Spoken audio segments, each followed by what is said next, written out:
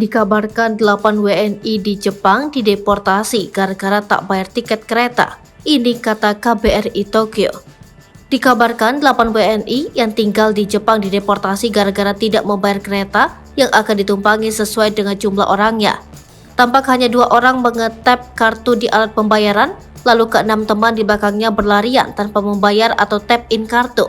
Ke-8 orang WNI ini diduga melakukan nembak tiket Shinkansen. Menembak tiket adalah kondisi saat jumlah tiket yang dibayar lebih sedikit dari jumlah penumpang yang menaiki kereta.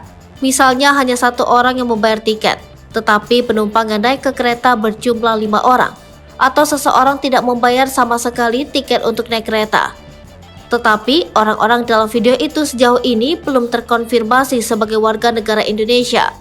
Pihak Kedutaan Besar Indonesia atau KBRI Tokyo mengaku belum mendapatkan informasi. Begitu pula pihak Kedutaan Besar Jepang di Jakarta.